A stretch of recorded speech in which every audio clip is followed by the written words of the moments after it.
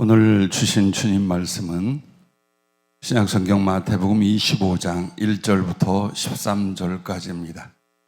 신약성경 마태복음 25장 1절부터 13절까지 함께 봉독하도록 하겠습니다. 그때의 천국은 마치 등을 들고 신랑을 맞으러 나간 10 처녀와 같다 하리니 그 중에 5은 미련하고 5은 슬기 있는 자라. 미련한 자들은 등을 가지되 기름을 가지지 아니하고 슬기 있는 자들은 그릇에 기름을 담아 등과 함께 가져갔더니 신랑이 더디옴으로 다 졸며 잘새 밤중에 소리가 나되 보라 신랑이로다 맞으러 나오라 하매 이에 그 처녀들이 다 일어나 등을 준비할세. 미련한 자들이 슬기 있는 자들에게 이르되 우리 등불이 꺼져가니 너희 기름을 좀 나눠달라 하거늘 슬기 있는 자들이 대답하여 이르되 우리와 너희가 쓰기에 다 부족할까 하노니 차라리 파는 자들에게 가서 너희 쓸 것을 사라 하니 그들이 살아간 사이에 신랑이 오므로 준비하였던 자들은 함께 혼인잔치에 들어가고 문은 닫힌지라. 그 후에 남은 처녀들이 와서 이르되 주여 주여 우리에게 열어주소서. 대답하여 이르되 진실로 너희에게 이르노니 내가 너희를 알지 못하노라 하였느니라. 그런즉 깨어있으라. 너희는 그 날과 그 때를 알지 못하느니라. 아멘. 오늘 말씀 제목은 복음과 인생이라고 하셨습니다. 사실 우리들의 출생도 그리고 살아가는 인생도 마지막 죽음도 우연이 아니며 또 스스로의 작정대로도 아닙니다. 오직 3가지 과정을 이루고 오든지 끝내 이루지 못하고 마치든지 하는 것이라 말씀을 하셨습니다. 오직 하나님의 작정과 그 손에 우리가 있는 것인 줄로 압니다. 오늘 본문은 과정과 끝을 말씀하시므로 우리 성도의 신앙의 일생과 결과를 가르쳐주고 있는 말씀입니다. 그렇다면 우리의 인생, 하나님으로 말미암는 우리의 인생은 어떤 것일까요? 그 첫째가 구원을 얻는 여정이라고 말씀하셨습니다. 로마서 8장 29절 30절에는 이렇게 말씀합니다. 하나님이 미리 아신 자들을 또한 그의 아들의 형상을 본받게 하기 위하여 미리 정하셨으니 이는 그로 많은 형제 중에서 맏아들이 되게 하려 하심이니라. 또 미리 정하신 그들을 또한 부르시고 부르시는 그들을 또한 의롭다 하시고 의롭다 하시는 그들을 또한 영화롭게 하셨느니라. 즉 여러분과 나를 세상에 보내고 구원하신 목적 그리고 그 구원의 여정들이 어떻게 되는가를 말씀하셨습니다. 이 말은 한마디로 여러분을 구원을 하는 이 과정으로서의 한평생을 살게 한다. 그래서 주님이 그 나라에 데려갈 만할 때에 여러분의 육신의 삶은 거기서 그치게 한다. 그걸 말씀하고 있는 것입니다. 오늘 본문에서 신랑이 신부의 집으로 옵니다. 그게 이스라엘의 결혼 풍속인데 주로 밤에 온답니다. 그때 신부와 함께 그 혼인잔치에 들어갈 신부의 친구들이 준비를 하고 있는데 등을 밝혀 신랑 일행을 맞이하고 또 혼인잔치 집으로 들어가고 문은 잠기게 됩니다. 적어도 일주일, 열흘, 길면 한 달간 잔치를 치르기까지 했다라고 말해요. 물론 여기에서 신랑은 주님을 가리켜 말씀하고 신부와 또 그 처녀들은 우리들 자신을 가리켜 말하는 줄 압니다. 그런데 과연 우리의 인생이 어떤 것인가? 그 신랑의 나라, 주님의 나라에 들어갈 만한 영혼 구원의 시간을 갖게 하시는 것, 그것을 가르쳐 말합니다. 그러므로 먼저 하나님의 부르심이 있습니다. 여러분의 인생에 불신으로 살고 죄로 살아갈 때에 하나님께서 나를 그의 품 안으로 부르신 부르심이 있습니다. 그런데 많은 사람은 이 하나님의 부르심을 교회로 부르신 것, 교회를 다니게 된 것으로 생각을 해요. 그렇지 않습니다. 교회를 나오게 한 것이 하나님의 부르심이요 그 응답이 아닌 것입니다. 그러면 하나님의 부르심은 어디에서 어떤 것으로 인도할까요? 세상과 죄의 삶에서 예수님께로 나오는 것입니다. 행여 여러분과 내가 아직도 세상적이고 죄악된 삶 혹은 그 가치관에서 벗어나지 못하고 교회를 다닌다면 하나님의 부르심에도 제대로 응답 못한 세월을 보내고 있다라는 뜻이 됩니다. 그럼 이렇게 하나님께서 부르셨을 때 여러분은 응답을 하고 하나님께 나오는데 그것을 다른 말로 하면 회개와 믿음이라고 말하는 것입니다. 이 세상과 세상의 정욕은 아버지 하나님께로 온 것이 아니요 사단이 주관하고 있습니다. 그러므로 세상적이고 육신적이고 정욕적이고 사단적인 우리들을 주님께서 어디로? 그분의 나라와 그분의 생명 안으로 부르셨습니다. 그러므로 이런 핑계를 대고 저런 이유를 대면서 그 하나님의 부르심 앞에 응답하지 않다가 때로는 시련을 인하여 궁핍을 인하여 때로는 특별한 은총과 사랑을 인하여 하나님께로 나오게 되는데 그게 바로 여러분의 회개와 믿음인 것입니다. 그 다음에는 이렇게 하나님이 부르시는 사람들, 그래서 하나님께 회개와 믿음으로 나왔지만 어느 과정이 있느냐? 성령으로 거듭나게 하시는 과정이 있습니다. 즉 성령으로 거듭나기 전이란 마치 엄마의 뱃속에 있는 아기와 같습니다. 생명도 있고 부모도 있지만 보지도 못하고 듣지도 못하고 살아있으나 살아있다라고 할 수 없는 존재, 그게 바로 뱃속에 있는 생명입니다. 즉 성령으로 거듭나기 전 우리들의 모습은 사실은 부모를 잘 모릅니다. 사랑이란, 삶의 가치란 아무것도 잘 모릅니다. 그래서 교회는 다니고 예배도 참석하고 예수님을 믿는다고 말하지만 모든 생각과 의식과 가치관 그리고 삶의 방식과 그 성품과 중심 등은 여전히 육신적이고 세상적입니다. 그러나 그렇게 육신적이고 세상적인 것임에도 나에게 하나님을 향한 믿음이 있고 예수 그리스도를 따라가는 믿음이 자라나기 시작을 합니다. 하지만 이 정도의 믿음으로 구원을 받았다라고 성경은 말하지 않습니다. 여러분과 내가 성령으로 거듭나지 아니하면 하나님 나라에 들어가기는커녕 하나님 나라를 볼 수도 없다고 요한복음에는 말씀을 합니다. 즉 한마디로 한 영혼이 성령과 주님의 말씀으로 두 번째 태어나게 만드는 일이 있다라는 것입니다. 성경 곳곳에 이 거듭남이 무엇인가를 말합니다만은 크게 말하면 이것입니다. 순종과 사랑의 영으로 다시 살게 하심입니다.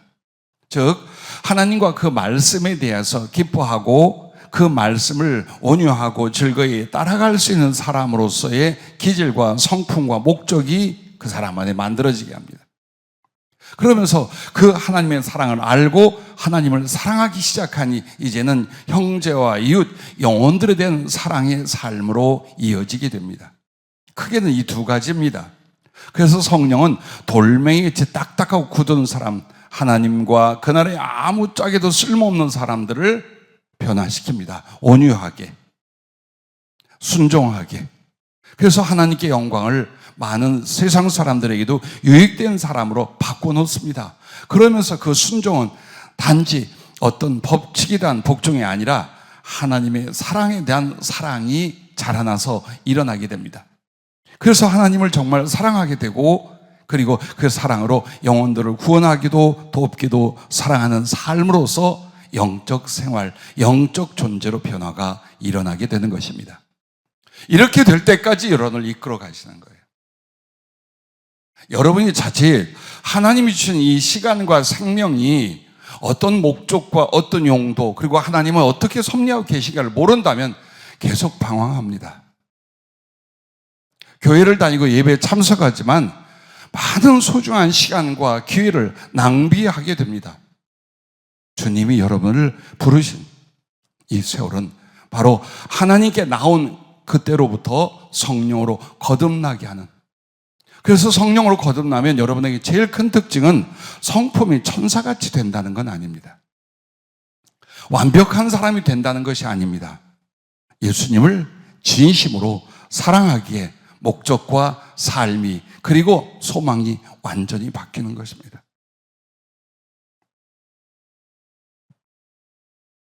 그리고 세 번째는 구원의 여정은 이것입니다. 성숙과 소망의 시간들입니다. 여러분이 예수님을 믿고 하나님의 부르심 앞에 나왔을 때는 뱃속에 있는 아이와 같다면 성령으로 거듭난 건 세상에 태어난 아기예요. 그러면 이 아기가 모든 것이냐? 그렇지 않죠? 청소년 과정이 있고 청년기가 있고 장성해 가는 과정이 있듯이 하나님이 한 사람을 택하고 거듭나게 하신 뒤에 나머지 시간은 성숙하게 하는, 장성하고 성장하게 만들고 이 세상과 육신에 있던 모든 바램을 예수님과 하나님 나라의 소망으로 변화시키는 바로 이 세월이 있는 것입니다. 세상과 육신은 내려놓게 하십니다. 여러분과 나는 어떤 이유로 세상과 육신을 옹호하고 사랑하고 집착합니다. 그런데 아닙니다. 구원의 과정, 구원에 가는 길은 그거 지금 내려놓게 하고 있는 거예요. 궁핍이 싫고 아픈 것이 싫고 세상에서 남들보다 넉넉하고 자유롭고 원하는 걸 하고 싶고, 그것은 바로 하나님이 없을 때, 하늘나라가 없을 때 육체뿐이 인간의 본성에 있는 것들이에요. 그것을 점점 내려놓게 하십니다. 왜 내려놓게 하십니까? 내려놓지 아니하면, 예수님을 필요로 하지 아니하며 그 나라를 소망하지 않기 때문입니다. 그래서 여러분을 성숙시켜가는 과정은 세상과 육신을 내려놓게 하시고 주님과 천국을 향한 장성한 영혼을 만듭니다. 그리고 그 소망의 삶이 되게 하신다는 거예요. 장성한 영혼이 뭘까요? 예수님을 닮아가는 성품과 삶이에요. 이기적이고 죄된 모습, 유치하고 어리석었던 한 인간이 그 영혼과 성품이 예수님을 닮아가는 거예요. 그래서 사랑으로 말미암아 참된 것을 행하여 그리스도의 장성한 분량까지 자라나게끔 만드는 거예요. 그렇게 장성한 성숙한 인격으로 그리스도를 닮은 사람으로 성장해 가면서 점점 세상에 대한 미련이 하나님 나라에 대한 간절한 소망이 되게 만듭니다. 만약 여러분이 예수님과 하늘나라에 간절한 소망이 없는데 데려간다면 울고불고 난리가 나겠죠. 안 죽겠다고 발버둥을 치겠죠. 세상에 조금이라도 더 살려고 나뭇가지라도 붙잡고 늘어지겠죠. 누가? 예수 믿고 교회 다니면서도요. 그러나 여러분이 그 하나님의 은혜의 성숙함이 되었다면 어떻게 해서라도 세상을 내려놓고 죄와 수고뿐인 육신을 벗고자 합니다. 그리고 그렇게 사랑하고 그리워던 나의 목적이고 나의 생명 되신 예수님을 만나는 그날들을 위하여 내 영혼을 올리기 시작하고 나의 삶을 조절하기 시작할 것입니다.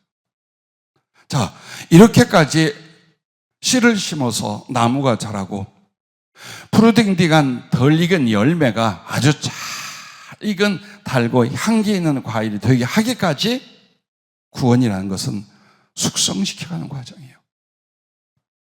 그렇게 해서 주님이 그래, 저 잘 익은 과일 이제 내가 가져가지. 그래서 저에게 내 나라의 생명나무 열매가 되게 하지 할 때 육체의 생명은 끝나는 것입니다. 아무리 더 살고자 애를 쓰고 별의별 짓을 다 하고 장기를 바꾼다 할지라도 하나님은 육체로부터 영혼을 데려가십니다.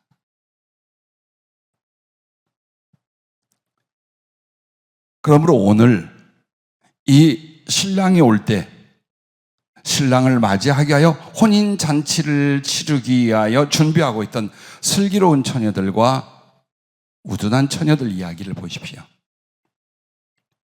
여기서 미련한 자들이란 무엇입니까? 주님이 자기를 세상에 보내시고 불러가실 때까지 이 구원의 여정이라는 것을 생각하지 않은 신자들이에요. 이 사람들이 미련한 처녀들인 거예요. 그래서 내가 할 일 다 하고 싶은 대로 살아. 그리고 나서 이제 그만 오너라. 너 세상에 더 있지 마라라고 할 때에 잘못 살았구나. 이거 어떻게 하지? 우왕좌왕 하늘에 가는 기쁨보다, 주님을 만난 설레임보다 억울하고 분통하고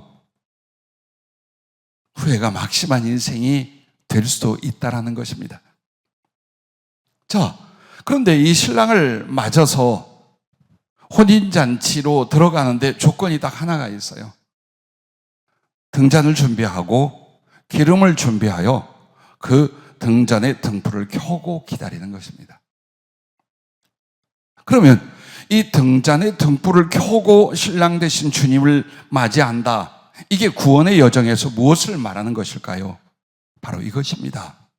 내 인생과 영혼이라는 등잔에 진실한 믿음이라는 기름을 넣는 것입니다.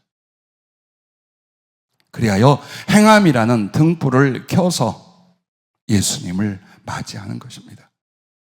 야고보서 2장 17절과 22절에 보면 이와 같이 행함이 없는 믿음은 그 자체가 죽은 것이라. 네가 보거니와 믿음이 그의 행함과 함께 일하고 행함으로 믿음이 온전하게 되었느니라 라고 말합니다. 즉 내 영혼과 내 인생은 예수님을 만날 준비를 하는 등잔이라 이 말이에요. 그런데 그 등잔 안에는 무엇이 있어야 되는가? 어떤 기름을 준비해야 되는가? 진실한 믿음이라는 기름이라 했습니다. 그 사람 마음에, 그 사람의 심령에 진실한 믿음이 있다면, 그러면 겉으로 드러나는 그 불, 등잔의 등불은 무엇일까요? 행함이라는 믿음, 행함이라는 등불을 가르쳐 말합니다. 즉 나의 믿음이 위선과 거짓이 아니라 내가 믿는 바대로 살아가는, 복음에 합당하여 사는, 받은 바 사랑을 실천하며 사는, 내 가슴에 믿음과 소망을 따라 살아가는 이 삶의 아름다운 내용이 바로 켠 등잔의 등불이라는 것입니다. 그러므로 만약 여러분과 나에게 내 인생과 영원한 등잔에 진실한 믿음이라는 기름이 없으면 행함이라는 등불이 켜질 수가 없겠지요. 천국은 그 등불을 밝혀들고 들어가는 곳이라 라고 말씀하셨습니다. 이렇게 여러분과 내가 몇 살을 더 살 것이냐, 어떤 방법과 내용으로 살 것이냐 보다는 구원의 여정에 마칠 때 우리 인생도 끝나게 된다는 것을 잊지 마십시오. 그러므로 어느 날 다가올 우리 인생의 그 끝에 여러분은 여러분의 그 영혼과 인생의 등잔에 진실한 믿음의 기름이 담기길 바랍니다. 그리하여 그 믿음이, 그 충성이, 그 사랑의 행동으로 나타난 바로 이 등불을 켜고 있다가 넉넉히 주님의 영접을 받는 구원의 성도들이 다 되시길 예수님의 이름으로 축복합니다. 두 번째는 우리는 인생이 무엇인가? 이 복음과 인생에 있어서 우리의 인생의 두 번째는 하나님을 사랑하는 축복입니다. 자, 내가 태어나 살면서 마지막 죽을 때까지 하나님은 나에게 이 생명과 기간을 왜 주셨느냐? 하나님의 사랑을 받게 하여 그 하나님을 사랑할 수 있게 만드는 축복으로 우리에게 기회와 삶을 주셨다라는 것입니다. 그러므로 성경 전체에 하나님과 나의 관계를 하나로 말한다면, 혹은 우리의 신앙을 한마디로 말한다면 신명기 6장 5절에 이렇게 말합니다. 너는 마음을 다하고 뜻을 다하고 힘을 다하여 내 하나님 여호와를 사랑하라. 이게 신앙이에요. 이것이 삶의 이유예요. 왜? 그분도 마음을 다하고 뜻을 다하고 힘을 다하고 목숨을 다하여 우리를 사랑하셨기 때문입니다. 본문의 등불이 그 의미이고, 신랑에 대한 이야기, 신부에 대한 이야기, 혼인잔치에 대한 그 의미가 무엇을 말합니까? 여러분과 나는 주님 앞에 사는 인생이 하나님을 사랑할 수 있는 기회로, 하나님을 사랑할 수 있는 축복으로 우리에게 주어졌고, 그 사랑이 연결하면, 아니 그 사랑에 실패하면 둘 중에 하나로 여러분의 생명도 끝납니다. 이 땅에 두어서 뭐 하겠어요? 주님을 사랑했고 그 사랑의 깊이가 잘 성숙됐어요. 그럼 나머지 이제 수고와 고생 더 이상 할 필요 없어. 야, 오너라. 여러분 이름 한번 불러볼까요? 덕자야, 오너라. 가야 됩니다. 근데 또 한 가지가 있어요. 온갖 주님의 사랑과 은혜를 다 줬건만 이 사람이 교회를 다니면서 주님을 사랑하지를 못해요. 조금 사랑이 커지는가 하면 또 세상으로 빠져. 또 주님 사랑으로 조금 잘하는가 하다가 또 염려로 빠져. 이런 식으로 가요. 그때에 주님이 그만 와라 데려갑니다. 왜? 그 사랑 부서지면, 그 사랑의 기초조차 없어지면 구원을 받지 못해. 천국에 들어갈 수가 없어요. 그래서 늘 여러분과 내가 함께 난 이야기예요. 하나님께서 영광과 상급으로 데려가실 수도 있지만 징계성 죽음도 우리에게 올 수 있다라는 거예요.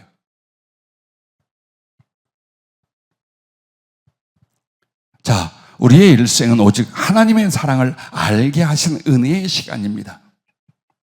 로마서 5장 5절 말씀처럼 소망이 우리를 부끄럽게 하지 아니함은 우리에게 주신 성령으로 말미암아 하나님의 사랑이 우리 마음에 부은 바 됨이니입니다. 참으로 더딘 신앙의 성장은 이유가 있어요. 하나님의 사랑을 아는 것과 함께 주님을 사랑하는 데 힘을 쓰지 않는 성도들이 있다면 엄청 이 사람들은 더딥니다. 정말 더딥니다. 예배 한 번을 제대로 못 드려요. 정말 이 주님을 향한 사랑의 진실성 있는 삶을 한 조각도 드리지를 못합니다. 왜 그럴까요? 그 사랑을 몰라. 영원토록 감동할 만한 하나님의 사랑을 몰라. 나의 수고와 나의 희생을 기꺼이 바칠 만한 주님의 십자가의 사랑을 몰라. 모르는 이유는 알려고를 안 해. 이것 때문이라는 거예요.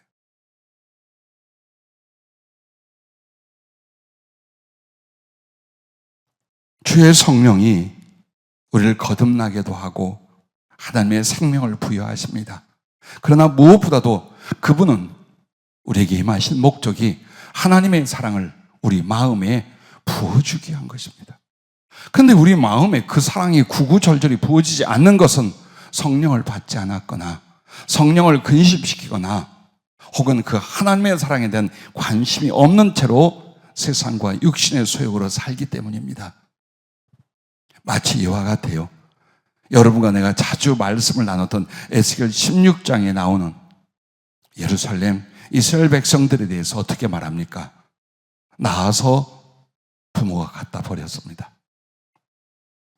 그 핏덩어리 씻어주지도 않은 채, 탯줄도 자르지 않은 채, 강보에 쌓아주지도 않은 채 벌판에 버렸습니다. 그게 여러분과 나의 주님을 만나기 전의 모습입니다. 살았다라지만 언제 죽어 지옥에 갈지 모르는 바로 그 모습, 너무나 성경은 잘 표현해 주셨습니다. 그런데 주님이 그 곁에 오셨습니다. 가슴에 그 가득한 긍휼로 그 갓난아기를 취하여 안고 살라. 너는 반드시 살라. 핏덩어리라도 살라. 그렇게 작정하시고 데려다가 그 아기를 씻기고 치료하고 키웁니다. 제법 잘 자란 처녀가 되는데도 벌거숭이요. 지식도 성품도 외모도 소망도 잘 안 다듬어졌다는 뜻이에요.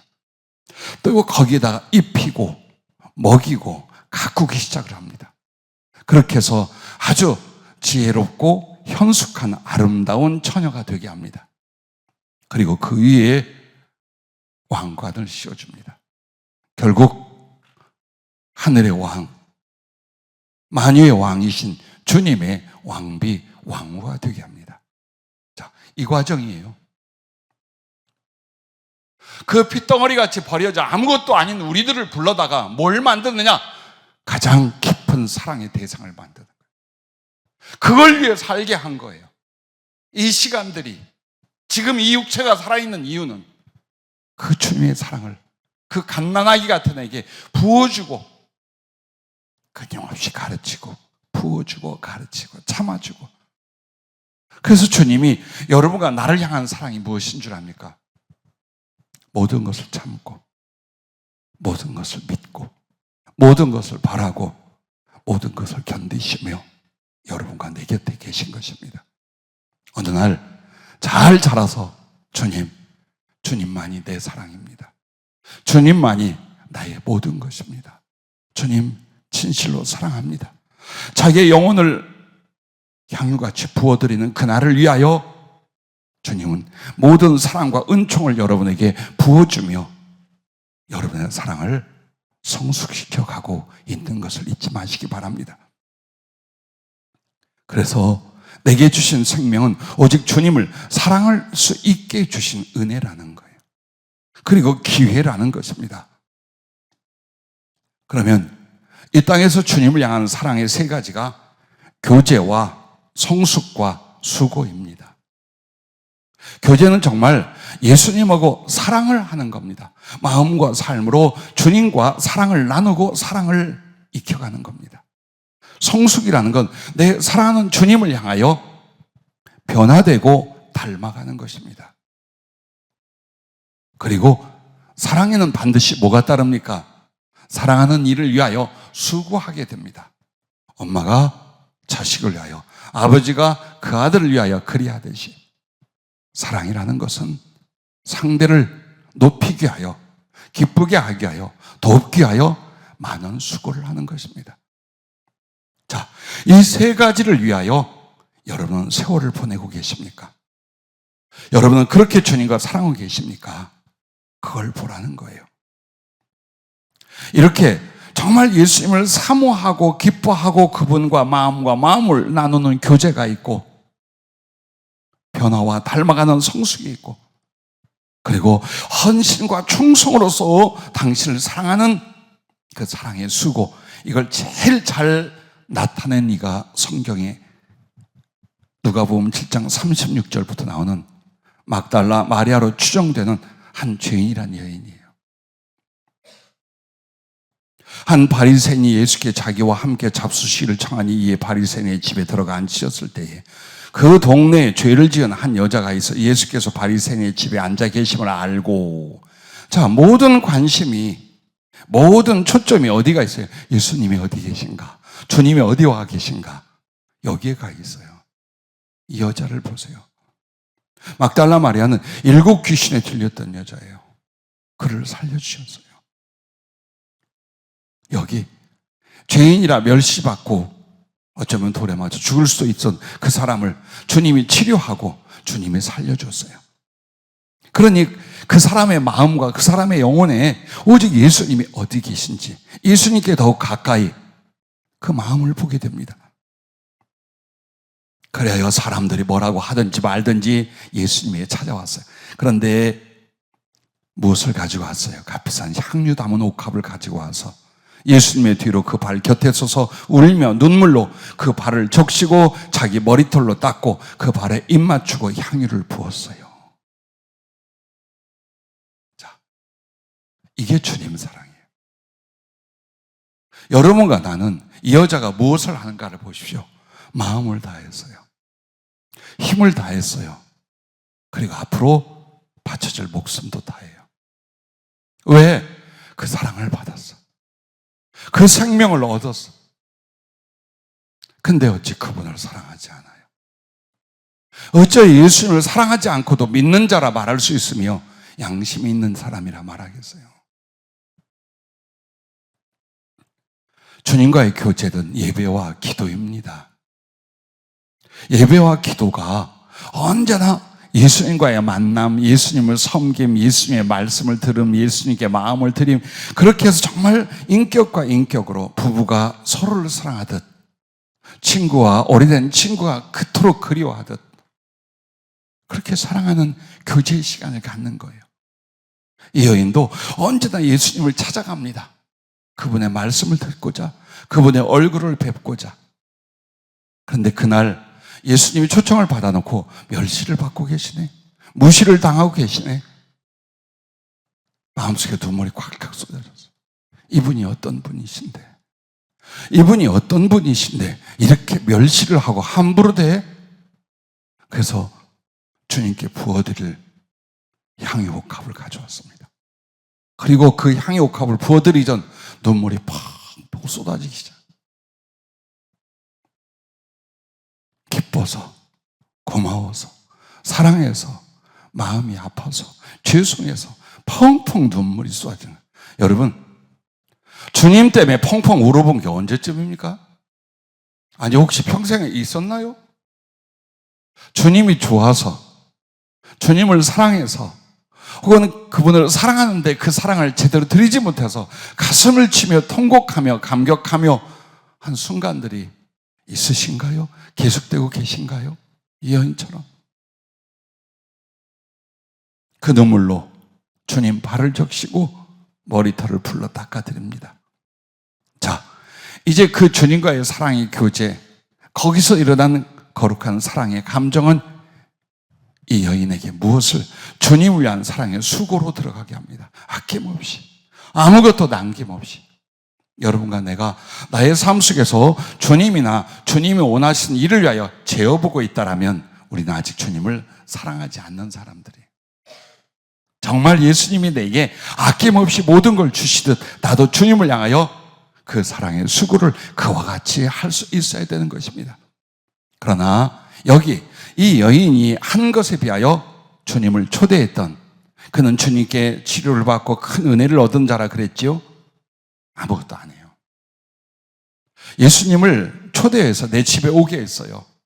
그런데 예수님을 맞이하여 인사하고 입 맞추고 발 씻어드리고 그리고 향유를 부어드리고, 이게 기본이에요. 섬기는 기본. 아무것도 안 해. 마치 오늘 예수님을 나의 구주, 내가 예수 믿고 천국 갈 사람인 양 믿음 생활 하는데 예수님을 향한 마음도 수고도 사랑도 없어. 그냥 교회 다녀 라는 사람들도 있다 그 말이에요. 그러면서 그 시몬에게 이렇게 말합니다. 그 여자를 돌아보시면 시몬에게 이르시되 이 여자를 보느냐? 내가 네 집에 들어올 때 너는 내게 발 씻을 물도 주지 아니하였으되 이 여자는 눈물로 내 발을 적시고 그 머리털로 닦았으며 너는 내게 입 맞추지 아니하였으되 그는 내가 들어올 때부터 내 발에 입 맞추기를 그치지 아니하였으며 너는 내 머리에 감람유도 붓지 아니하였으되 그는 향유를 내 발에 부었느니라. 이러므로 내가 네게 말하노니 그의 많은 죄가 사하여졌도다. 이는 그의 사랑함이 많음이라. 사함을 받은 일이 적은 자는 적게 사랑하느니라. 자, 이 말씀을 보세요. 내가 왜 주님을 더 사랑할 수 있느냐? 그렇게 흉악하고 더 큰 죄에서 용서를 받았다는. 그러나 주님을 덜 사랑한 사람은 내 죄악이 그렇게 크다는 생각을 않는 사람들이에요. 내가 마땅히 지옥에 영원히 던져질, 근데 그 지옥의 모든 저주와 삶의 모든 고통과 슬픔을 주께서 친히 다 당해주시며 자기 오장육부와 심장을 내어주시고 자기가 바꾸어서 사랑해주신, 그리고 그 뒤에도 허물 많고 잘못 많고 정말 엉망진창인 나를 끝까지 따라가며 끝까지 가슴에 품은 이 사랑 때문에 어때요? 그래서 마음을 다하고 힘을 다하고 목숨을 다해 주님을 사랑할 수 있게 되는 거예요. 자,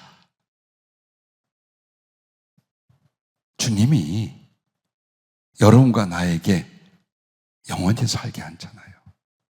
아니, 100년도 넘지 않을 수 있어요. 어쩌면 오늘 저녁일 수도 있어요. 그런데 여러분과 나에게 정말 주님을 사랑할 수 있는 게, 주님의 사랑을 알고 받게 하셨어요. 그리고 영원히 주실 거예요. 그러면서 이 짧은 시간 동안 너도 신랑이라 말하면, 네 남편, 네 사랑이라고 말하면 좀 사랑해봐라. 진짜로 한번 사랑해봐라.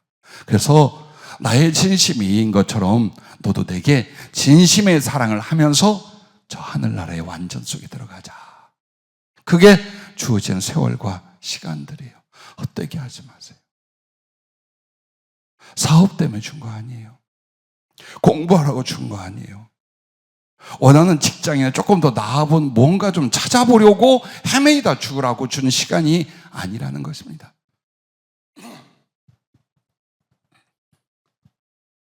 난 여러분들이 근래 주님을 사랑하기 위해서 사는 수고와 마음들을 보고 있습니다. 우리 교회 급한 일, 곧 차량 구입, 예배를 위한 기자재 등을 구입하기 위한 거, 또 많이 어렵고 힘든 사람들을 돌보는 거, 그런 것들이 아름답게 드려지고 그런 섬김과 헌신이 계속되고 있어요. 한 가난한 청년이 어쩌면 자기의 소유의 전부였어요. 그것을 기쁘게 다 드렸어요. 또 어떤 가난한 과부는 어려운 중에 성령이 미리 말씀해 주신 대로 어떤 그들에겐 제법 큰 수입이 생겼어요. 그것을 주의 복음의 일꾼들 건강과 치유를 위해서 기꺼이 드렸어요. 몇몇 여선교회원들은 마음에 일어나는 감동을 따라 모아서 자기들보다 더 어렵다고 여겨진 일에서 구제를 했어요. 적지 않은 물질을 또 무명으로 헌신한 분들도 많이 계시고, 어떤 이는 드리고 싶어 간절히 기도를 했더니 주님이 물질이 생기게 하셨다고 드렸어요. 또 아무것도 없어, 드릴 것이 없어, 근데 믿음으로 작정해 드리고 그것이 성취되게 해달라고 기도하는 이들도 있어요. 이런 이들의 사랑과 헌신을 보면서 주님께서 이렇게 말씀하셨어요. 이들의 그 마음과 행위가 꽃이니라. 그 꽃으로 인하여 많은 열매를 맺고 거두어 크게 나누게 하리라 라고 하셨습니다. 또한 이런 말씀을 해요. 그런 헌신들은 생명책에 기록하는데, 생명책은 곧 사랑을 영원히 개념하는 나의 가슴이기 때문이니라.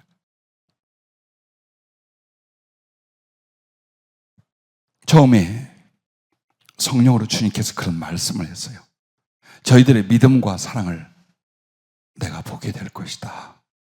예, 어떤 연유든지 우리에 있는 마음의 그 사랑들을 때로는 기도와 예배로, 때로는 이런 섬김과 희생과 수고의 헌신으로 드릴 수 있다는 것, 참 주님께도 감사를 했지만 우리 교회, 우리 작은 이 교회를 보면서 많은 희망과 감사와 기쁨을 가졌습니다.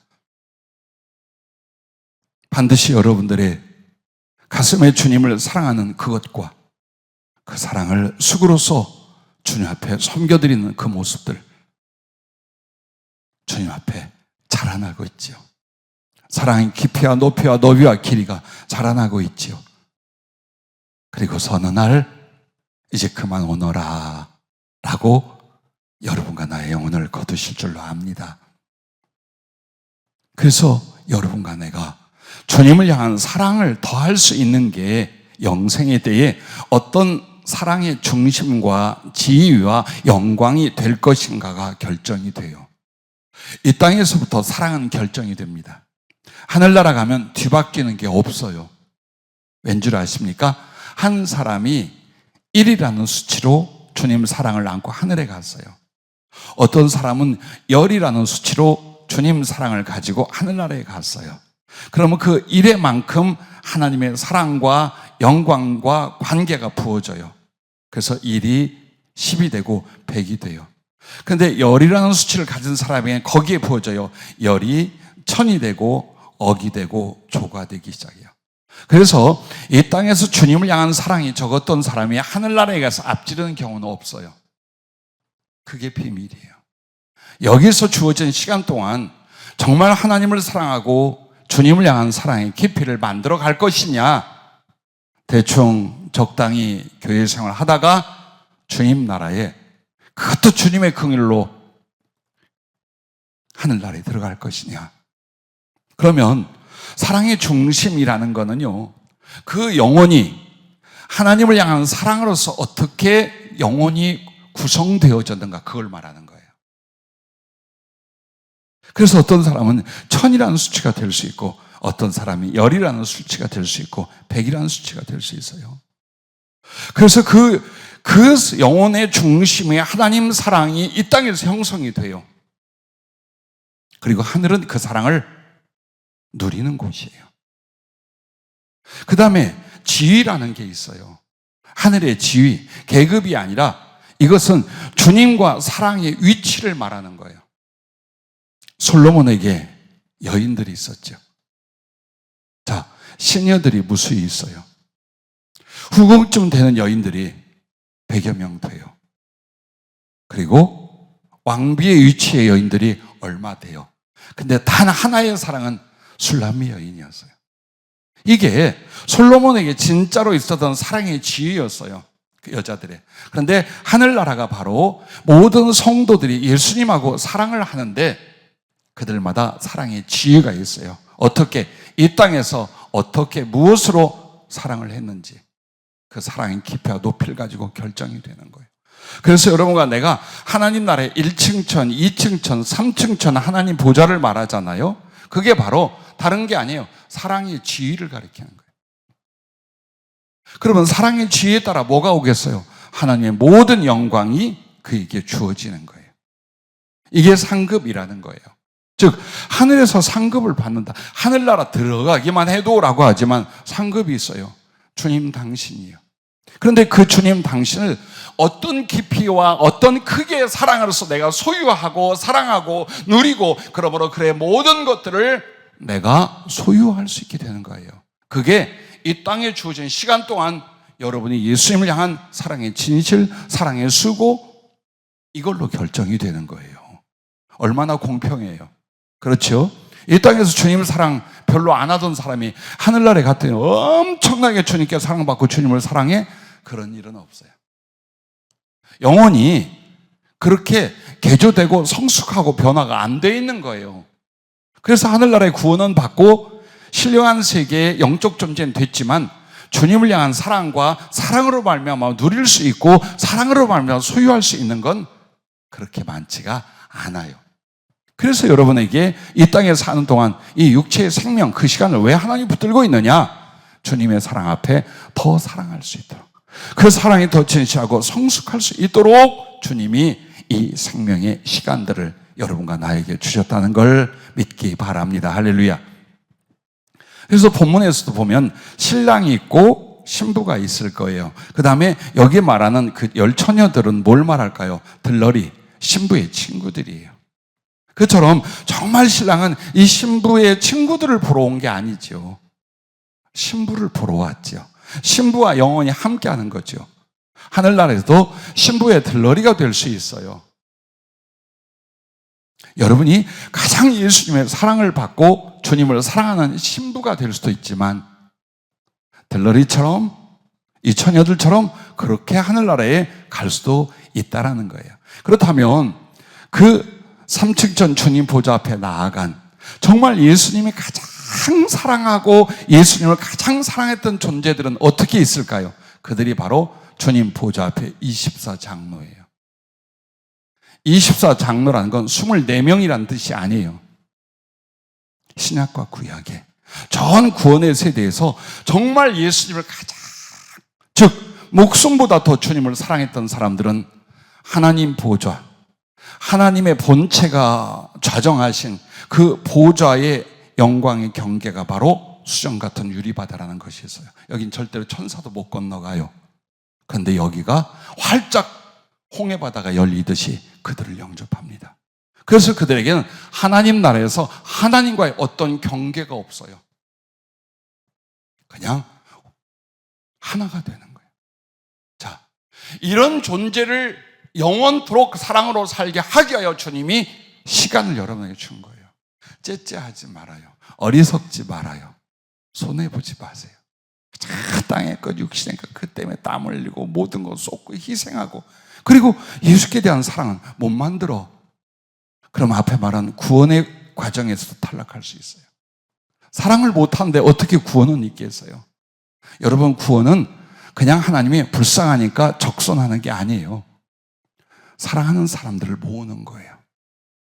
당신의 모든 사랑을 다 나눠줘서 세상을 사랑하고 육신을 사랑했던 사단적인 존재들, 사단적인 형상의 존재들에게 예수님의 사랑, 예수님의 형상을 심어주기 시작하는 거예요. 그렇게 해서 그리스도를 사랑하여 하늘에 올라와 그 사랑의 나라를 다 누리고 소유하게 만드시는 영생, 그것이 바로 사랑으로 주어지는 거예요. 그러므로 여러분과 내가 각성할 부분이 이 부분이에요. 사랑한다는 고백도 제대로 못했는데 사랑의 교제와 마음도 별로 없는데 내가 어찌 주님 앞에 갈 것인가? 이제라도 정신 바짝 차리고 진짜 사랑을 하자. 예수님하고 정말 막연한 대충 적당히의 신앙이 아니라 정말 사랑을 하자. 그 시작점이 될 수 있기를 바랍니다. 혹은 그렇게 사랑하고 계시다면 더 타오르는 불처럼 뜨거운 사랑이 되어서 주의 부르심을 받기를 주님의 이름으로 축복합니다. 자, 여기서도 마찬가지예요. 오늘 본문과 연결을 시키면 여러분 이와 같습니다.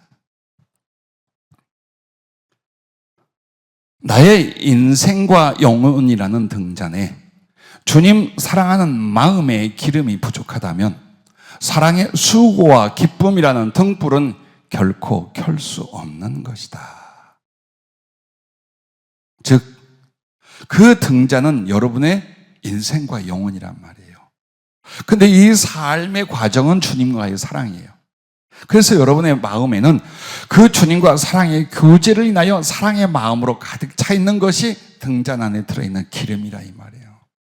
그게 없는데 목사가 아무리 성령으로 예언을 하고 지혜를 말하고 성경을 가르쳐도요, 아니 성도 가슴속에 주님 사랑이 없어.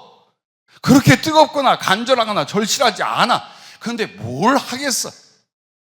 무슨 등잔에 불이, 그 사랑의 수고와 기쁨이란 불이 켜지겠냔 말이에요. 이 사람들에게 안 켜지죠, 당연히. 그러나 누군가에게는 가슴이 가득해요. 주님을 향한 사랑이. 그래서 언제나 그 사람은 주님과 사랑을 깊게 나누고 있어요. 그렇다면 이 사람의 존재와 이 사람의 삶에는 어떤 불꽃이 피어나 있을까요? 사랑의 수고와 기쁨이라는 불꽃이 쫙 피어나고 있단 말이에요. 이 사람들 데리고 들어가겠다 이 말이에요, 주님이.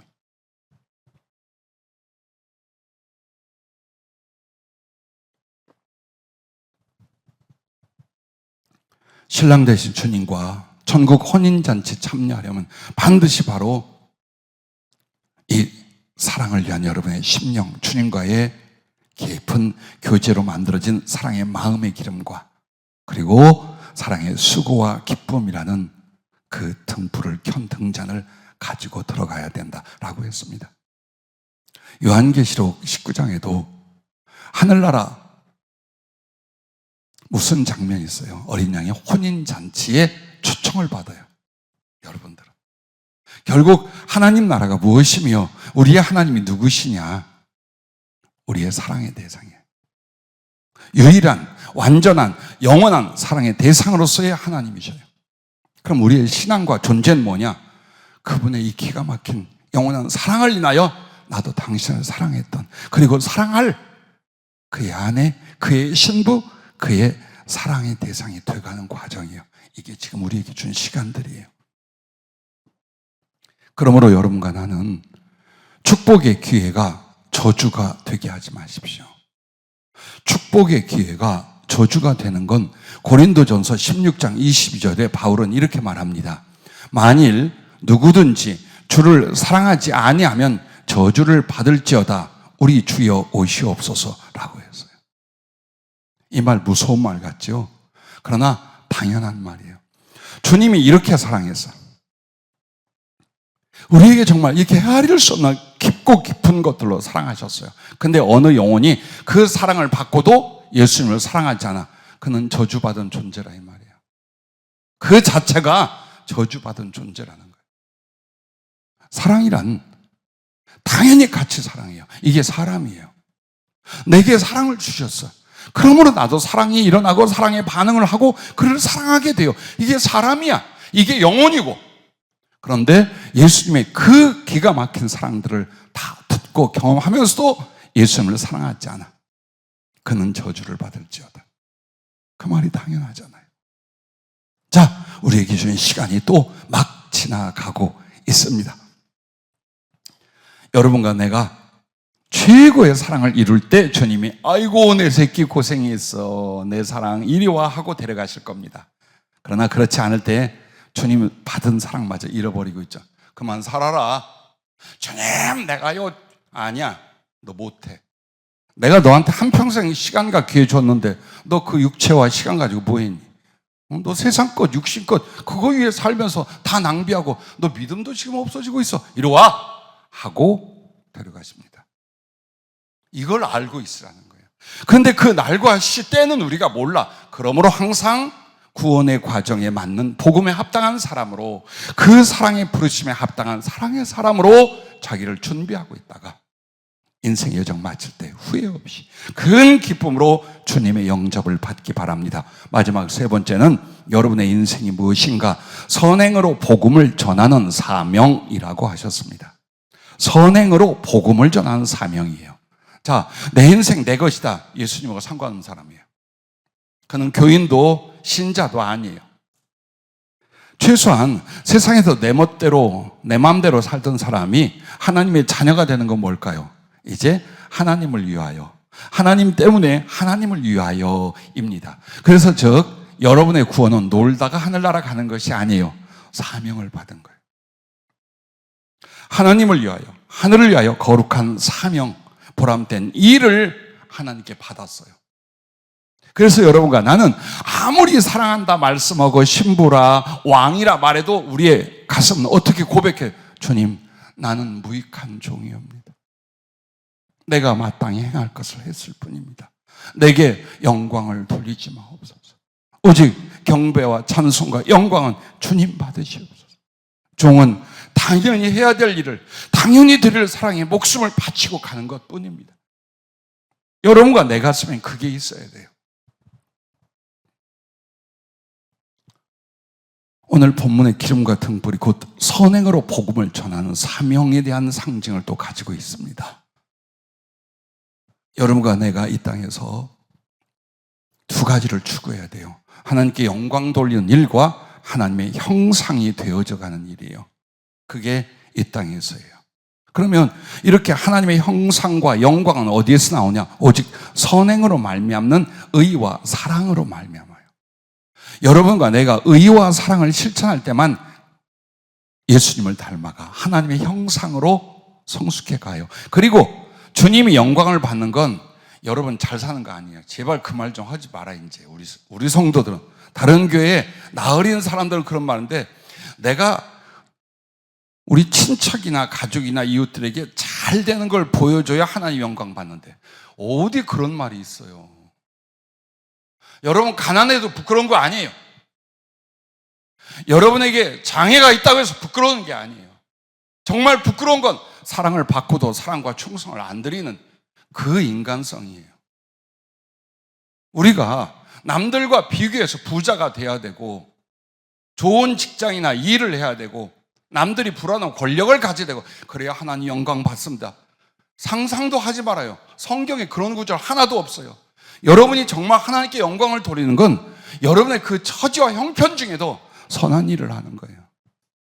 남들에게 의와 사랑을 베푸는 거예요.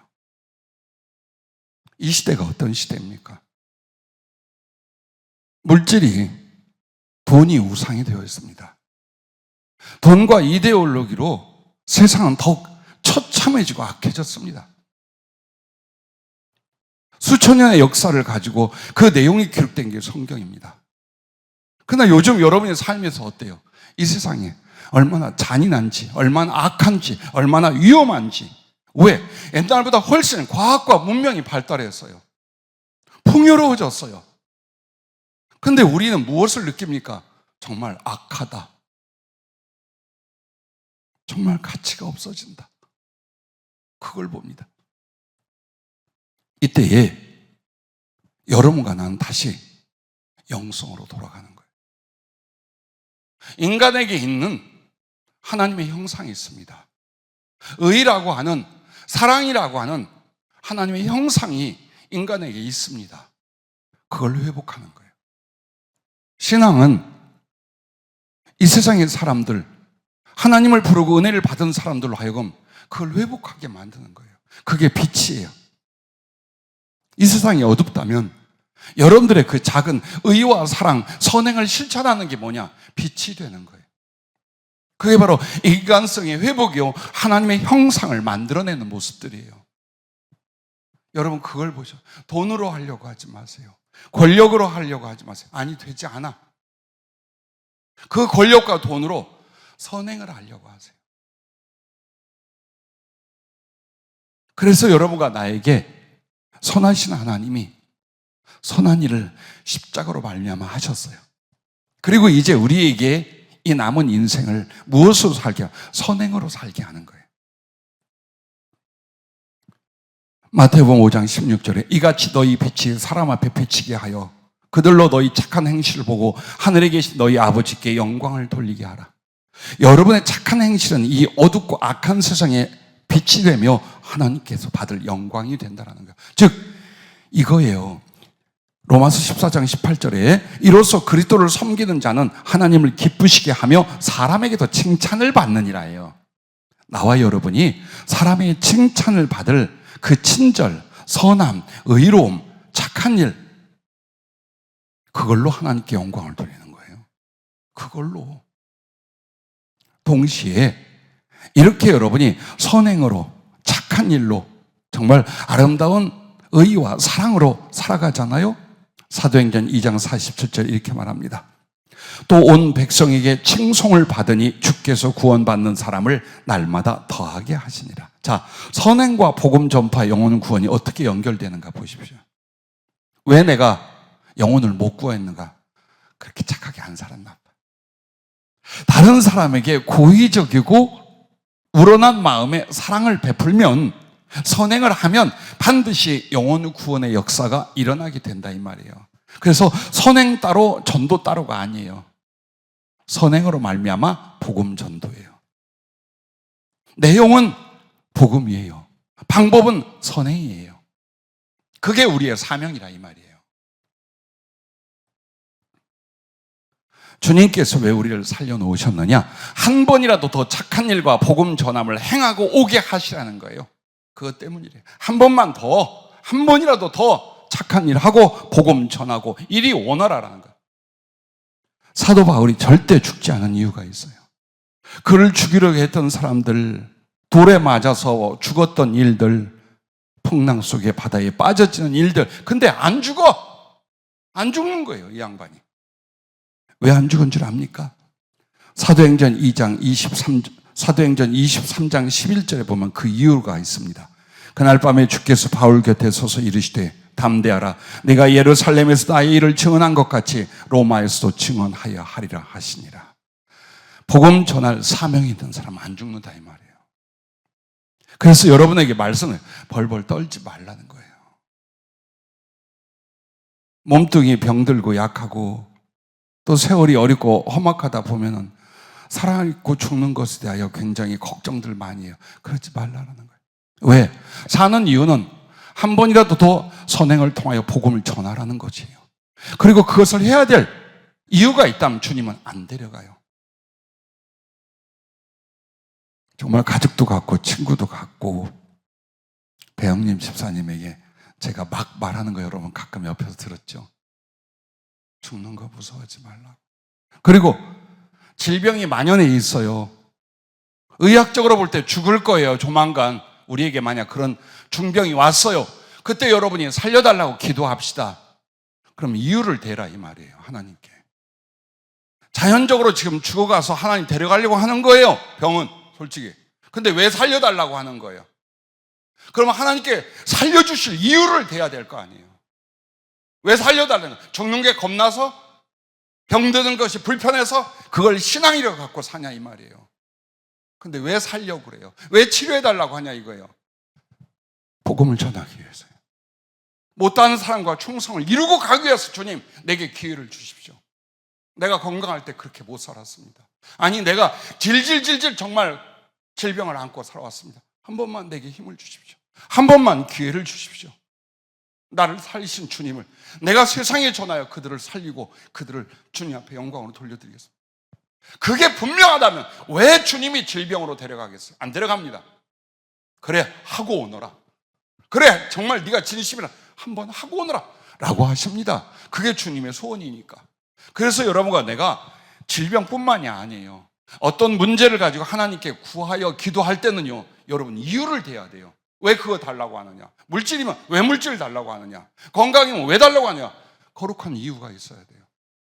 주님을 향한 사명에 대한 충성, 사랑에 대한 그 이유가 분명하게 여러분 안에 세워져 있어야 돼요. 그리고 달라고 하는 거예요. 그래서 주님은 사도 바울이 그렇게 많이 죽었었어요. 돌에 맞아서 다시 살렸어요. 그리고 수없이 많은 그 위험들이 있는데 안 죽어. 왜? 이 복음 전할 사명이 네가 지금 예루살렘에서 전한 것처럼 로마에 가서 전할 것이다. 그래서 안 죽는 거예요. 그렇다면 여러분과 나도 마찬가지예요. 복음을 전할 가슴이 있어요. 정말 사람들에게 그리스도의 생명을 사랑으로 나누며 이 사랑 안에 복음을 전하고자 해요. 안 죽어 그럼 여러분요. 안 죽어요 절대로. 근데 그게 없거나 희미해요. 그러면 살면서 뭐 하겠어요? 육신의 고난과 수고뿐일 것이요 플러스 되는 죄뿐일 것이에요. 근데 주님 입장에서 왜 그 질질질질 세상에 더 살게 할 것인가? 아니라 그 말이에요. 그래서 병이 여러분을 데려가는 게 아니에요. 사고가 여러분을 데려가는 게 아니에요. 주님이 데려가요. 어떤 사람을? 사명을 맡은 사람. 그러나 아직도 사명이 있고 뜨거운 가슴으로 추구하고 있다면 주님은 절대 여러분을 데려가시지 않아요. 바울이 죽는 이유가 있어요. 그 죽는 이유, 절대 죽지 않은 이유가 있었다면 이제 그가 죽는 이유가 있어요. 사도행전 20장 24절에 이렇게 고백합니다. 내가 달려갈 길과 주 예수께 받은 사명 곧 하나님의 은혜의 복음을 증언하는 일을 마치려 하면은 나의 생명조차 조금 더 귀한 것으로 여기지 아니하노라. 즉 복음을 전하되 이 복음을 전하는데 내 피로 내 목숨조차 다 바쳐 드리겠다는 거예요. 그래서 그는 일찍 죽을 듯 했으나 참 많은 곳에 복음을 전하고 수없이 많은 영혼들을 구원하고 많은 곳에 교회를 세워요. 그리고 로마에 가서 복음을 전하고 로마에서 조금만 자유가 있으면 어디까지 갔느냐? 스페인. 당시 로마령이었던 남부 히스패닉 쪽으로 가서 거기까지 다 복음을 전하고 와요. 아라비아 쪽에도 갔었어요. 다 전합니다. 그렇게 하고 이제 마지막 그가 원한 것은 내 성도들을 하나님께 제물로 드린다면 나는 그 위에 부어주는 포도주 전제가 되기를 원합니다. 저도 그런 소원과 그리고 가끔 기도를 해요. 주님, 살아생전 복음을 위하여 충성을 다하고 수고를 다하겠습니다. 그러다가 내가 죽을 때가 되면 그 죽음조차도 복음 전파의 충성으로 쓰여지게 해주십시오. 그냥 자리 보존하고 들어눕거나 괜히 그냥 사고로 죽거나 그보다는 한 번 더 복음을 전해지거나 더 깊고 강렬한 복음 전파가 되기 위한 죽음이 될 수 있도록 주님 앞에. 바울이 그랬고 여러분이 그런 줄로 알아요. 여러분 명심해야 될 게 이게 있어요. 복음으로 영혼을 구원함은 믿음과 사랑과 충성의 가장 큰 열매가 됩니다. 내 믿음, 내 사랑, 내 충성의 가장 큰 열매가 뭐냐? 선행으로 말미암는 복음 전파예요. 너희가 열매를 많이 맺으면 내 아버지께서 영광을 받으실 것이요 너희는 내 제자가 되리라 라는 요한복음 15장 8절 말씀 무슨 뜻일까요? 그 열매가 뭘까요? 우리 자체가 열매겠죠. 또 우리의 행위로 말미암는 많은 구원받아 주님께 영광을 돌리고 하나님께 예배하는 성도들이 바로 열매겠지요. 그들이 진짜 주님의 제자요. 그들에게는 무엇을 구하든지 이루어주시는 하나님의 은혜가 있을 것을 말합니다. 그리고 무엇보다도 사도 바울은 빌립보 교회를 향하여 정말 그리스도의 날에 주님을 만난 날에 내가 자랑할 것이 있게 하려 한다. 근데 그 자랑이 뭐냐? 자기가 복음 전한 대상들이에요. 그 성도들. 그들이 바로 하나님 앞에 예수님 앞에 자랑거리 즉 면류관이라 그 말이에요. 그래서 보좌에 앉은 24장로가 그 면류관을 썼어요. 그리고 예배할 때 주님 앞에 벗어서 드려요. 이 면류관이 뭘까요? 여러분의 선행으로 말미암는 복음 전파에 대한 하나님의 상급이에요. 여러분이 주님 앞에 자랑할 자랑거리예요. 그게 바로 이제 돌아온 영광의 면류관이에요. 여러분과 내가 오늘 말씀처럼 그런즉 깨어있으라.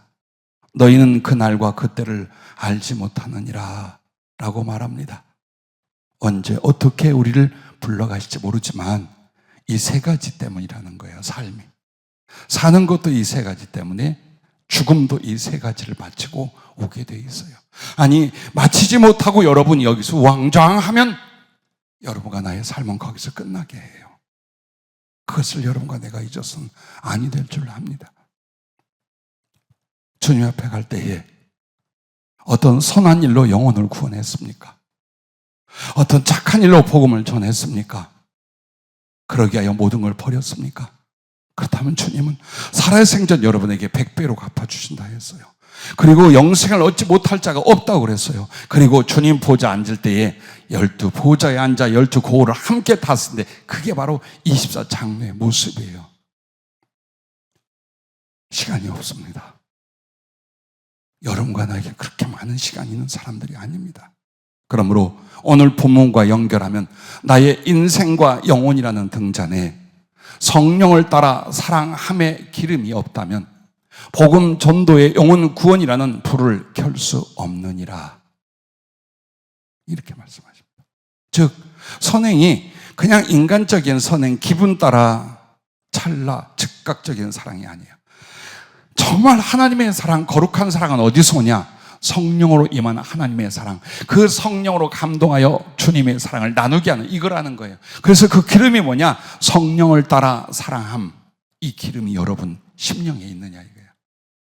그렇다면 분명히 여러분은 복음 전도의 영혼 구원이라는 불을 켤 수 있을 것이다.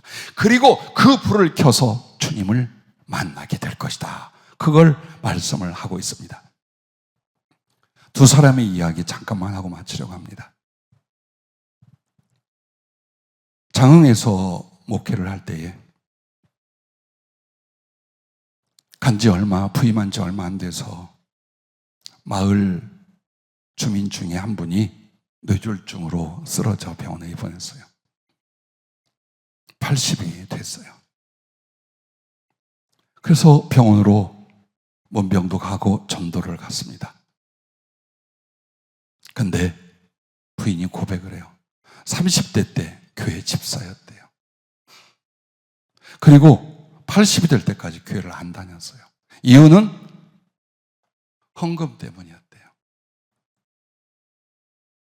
헌금 이야기하는데 시험이 들어가지고 교회고 뭐고 제쳐놓고 하나님이 뭐고 제쳐놓고 80이 됐어요. 복음을 전하는데 눈물로 받아들여요. 그리고 다행히 많이 좋아지셔서 퇴원을 하고 집에 왔습니다. 근데 교회가 높은 언덕 위에 있어서 모시고 갈 방법이 없어요. 그래서 항상 주일이면 그리고 틈만 나면 그 집으로 신방을 갔어요. 말씀을 전하고 기도하고 고백을 듣고 함께 울고 웃고 이렇게 1년여 시간이 지났어요. 어느 날 집사람이 꿈을 꿨는데 주 예수의 기름이 떨어져서 기름을 들 수가 없는데 분명히 그 김원중 성도였어요. 그 할아버지를 주님 부르실 것 같아요. 기도해 보니까 데려가시려고 해요. 그래서 급히 장로님들을 불러서 성찬을 준비했습니다. 그리고 그 집에 가서 성찬을 베푸는데 그렇게 울어요. 정말 하염없이 울어요.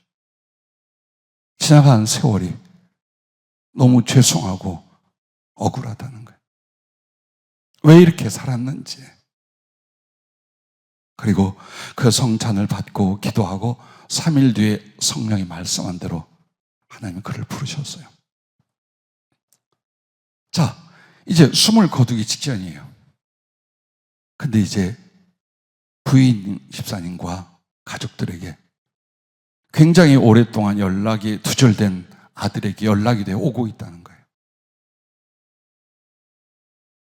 근데 아버지는 숨이 끊어져 가요. 이 아들은 오고 있다는데 그래서 간절히 기도했어요.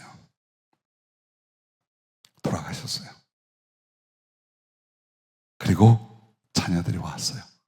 살아났어요. 이분이 다시 살아났어요. 그래서 일어나서 그 자식들 다 전도하고 축복해주고 두 손 들고 천부에 의지해서 손 들고 이 찬양하면서요. 그 기도 속에 다 자식을 위한, 아내를 위한 하나님께 당부 혹은 어떻게 살라는 유언을 하시고 그렇게 해서 마지막 기도와 찬양 마치시고 다시 그 영혼이 돌아가셨어요. 자, 모든 성도들이 정말 일심으로 단합하여 장례를 치른데 마을 회관 앞에 넓은 마당을 사용했어요. 그때에 불신의 가족 자녀들이 전부 다 회개하고 예수 믿었어요. 그 과정도 보았지만 눈을 열어서 아버지가 흰옷을 입고 기뻐하는 모습으로 예수님께 받들려 하늘나라 가는 걸 그들에게 보여줬어요. 자, 늦었지만 한 사람의 마지막이 무엇입니까? 바로 이거예요. 구원의 여정이에요. 그리고 주님과 사랑할 수 있는 시간을 1년 줘요. 그리고 마지막에 복음을 전하게 만들어서 자기 자식들이 회개하고 죽게 돌아오게 만들어서 정말 뒤늦을 것 같았지만 난 이 어르신을 영원히 잊지 못해요. 그래서 주님이 그 중심을 알고 죽었다가도 다시 살아나게 하고 그 기사와 표적을 베풀어 주신 이유가 그것 때문이었어요. 그러나 안타까운 죽음이 하나 있습니다. 늘 여러분과 같이 나눴던 호주의 정아목의 목사님이었습니다. 그가 위암으로 3, 4개월밖에 살지 못하는 선고를 받습니다. 그리고 그 교인들 주변 친척들이 어떻게 우연히 저를 알아서 와달라고 부탁을 해서 갔어요. 그리고 기도한데 주님이 이유가 있어요. 왜 죽어가고 있느냐? 이분이 사명을 내려놓고 있는 거예요. 그때에 40대였어요. 애들은 8명을 낳았어요. 호주에서. 근데 자기는 죽어가고 있어요. 목회하는데 너무 힘들었어요. 사람들의 갈등 혹은 불순종, 세상으로 치우친 게 너무 힘들어서 목회를 그만두고 강의하는 일만 하려고 했어요. 그때 바로 병이 생겼어요. 성령 일러주신 대로 목사님, 육신적인 생각과 힘으로 목회를 하려니까 그 갈등, 그 힘든 거 못 견뎠답니다. 주님이 성령으로 사역을 하고 이 골드코스트에 영성 훈련원과 선교 기지를 세우고자 합니다. 같이 하시겠습니까? 주님이 나를 보내면 당신이 나와 같이 이 사역을 하겠습니까? 하겠다는 거예요. 그래서 안수받고 그날 치료됐어요. 바로 회복하여 음식 먹고 그 주일날 2시간 예배 집회를 하는데 함께 손을 들고 춤을 추고 찬양하고 월요일 날은 2시간 거리에 떨어지는 곳으로 교인들과 함께 여행을 같이 갔다 왔어요. 자, 살아났어요. 보세요. 사명이라는 게 뭔가를 보십시오. 그런데 1년 뒤 제가 머물렀던 곳에 그 보석상을 하던 집사님네가 급히 연락이 왔어요. 목사님, 한 번만 더 와주십시오. 왜요? 목사님이 병이 들었는데 죽는답니다. 그런데 병명을 못 찾았답니다, 병원에서. 1년 동안 연락이 없어요. 그렇게 사역을 하기로 해놓고 1년 동안 전혀 연락이 없어요. 연락 없으면 저도 연락 안 해요. 하나님의 계획이 무엇입니다, 우리 계획 어떻습니다, 안 합니다. 왜? 그렇게 하나님의 은혜와 저를 통해서 주님의 뜻을 알고 받았음에도 마음이 안 움직인다면 이 사람하고 어떻게 길을 같이 가겠어요? 그래서 그분뿐만이 아니에요. 수없이 많은 주의 종들과 성도들에 대하여 은혜를 얻고도 하나님의 말씀을 받고도 그 뜻을 따르지 않을 때는 권면은 안 합니다. 그냥 갈 길 가게 하고 자기 생의 책임 자기가 지게 해요. 그래서 저도 연락 안 했어요. 근데 하도 강청하길래 갔습니다. 갔더니 파래해지고 죽어가고 있어요. 근데 가기 전에 주님이 위에 암은 없어졌는데 폐 쪽으로 위 뒤쪽 폐 쪽 부분에 암이 생겼다 그러셔서 연락을 했더니 다시 병원에서 진행을 가서 진찰을 해보더니 정말 전이가 그쪽으로 됐다. 자, 안 죽으려고 몸부림을 치는 중보 기도 단체가 된다라면 다 연락을 해서 자기 살게 해달라고 기도해달라고 그러는 거예요. 예, 좋아요, 살려고 하는. 그리고 정말 안절부절 걱정인 거야. 그렇게 해골처럼 말라가 죽어가는데 안 죽으려고. 예, 자식들을 생각하면 그렇게, 아내를 생각하면 그럴 수도 있겠죠. 근데 주의 종이 이제 마지막에 왔는데 왜 그렇게 두려워해요? 왜 그렇게 무서워 벌벌 떨어요? 3일 뒤에 죽을 것 같다고 연락이 와서 숙소에 있다가 쫓아갔어요. 벽에 기대고 그분을 위하여 안수하는데 턱 쓰러지며 많은 걸 구토하고 운명을 했어요. 그 순간 주님께 물었어요. 왜 나를 보내셨습니까? 이 죄종을 살리려면 몰라도 왜 나를 여기까지 보내셨습니까? 그 순간 그 목사님의 영혼이 주님하고 마주 있는 걸 보여주는 거예요. 주님이 그래요. 왜 네가 끝까지 내가 너를 도와서 이렇게 사역하고 이렇게 일하게 할 건데 왜 네가 사명을 감당치 않느냐? 지금이라도 내가 너한테 기회를 줄 테니까 다시 할 테냐? 나를 가리키면서 그 영혼에게 말하는 거예요. 근데 그 영이 털썩 주저앉으면서 힘이 들어 더 이상은 할 수가 없습니다. 그러자 주님이 딱 돌아서 가고 그 영이 뒤를 따라가는 걸로 끝났어요. 왜 저를 거기에 보냈겠어요? 나더러 보고 들으라는 거예요. 저도 사명을 포기할 만한 고통과 괴로움의 순간들이 꽤 많았어요. 이런 변명 저런 핑계를 댈 수도 있어. 근데 있지 않아요. 내가 사는 이유도 바로 복음을 전하는 것이고 죽을 것도 복음을 전하는 것일 텐데 어떤 고난이나 어떤 함정 속에 던져진다 할지라도 복음을 전하다가 죽자. 여러분 그렇습니다. 목사만이 아닙니다. 모든 하나님의 자녀들에게는 바로 선행으로 복음을 전하는 사명으로 지금 살고 있다는 것. 어떻게 하고 계신가요? 잘 하고 계신가요? 많이 하셨나요? 아니면 아이고 이제 생각나네 하시는가요? 부디 여러분과 나에게 주님께서 그만 수고하고 오너라 할 시간이 임박하고 있어요. 그러므로 깨어서 오늘 여러분의 인생과 영혼이라는 등잔에 주님이 이토록 원하는 세 가지의 기름으로 세 가지의 빛을 비추며 언제 부르실지라도 할렐루야 기뻐 사모함으로 주의 나라에 임할 수 있기를 바랍니다. 우리 함께 합심하여 기도하겠습니다.